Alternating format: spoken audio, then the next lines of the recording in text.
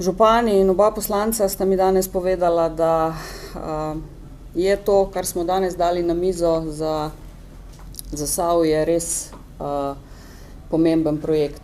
Skratka, cesta Hrastnik-Zidani Most gre v življenje, če lahko temu tako rečem. Danes je en zgodovinski trenutek, prelomnica v izgradnji ceste Zidani Most-Hrastnik ali pa Hrastnik-Zidani Most. Stvar, ki se je vlekla več kot 20 let, se je v letu dni iz papirjev prelila na realna tla in razvoj, ki ga lahko ta cesta z izgradnjo prinese Zasavju, se pravi Hrastniku, Trbovlje in pa Zagorje ob Savi, lahko samo gre navzgor.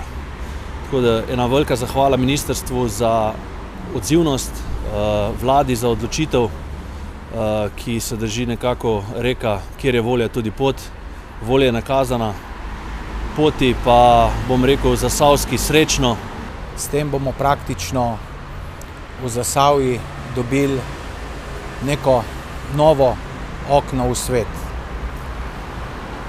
Zdaj, ta projekt se je nekje vlekel že četrt stoletja in Zasavci smo imeli že nekak občutek, da smo neka pozabljena regija, zdaj pa na srečo so se stvari spremenile, se spreminjajo, zato bi v tem trenutku se zahvalil premierju dr. Robertu Golobu in pa Ministrstvu za infrastrukturo, ki ga vodi magistra Alenka Bratušek, zato, da se je praktično spoznalo, da Zasavje rab neke nove povezave, neke nove razvojne naravnanosti in s tem tudi jasno pokažemo, da je Gibanje Svoboda res razvojno usmerjeno, da gleda tudi na malega človeka, na regije, decentralizacijo.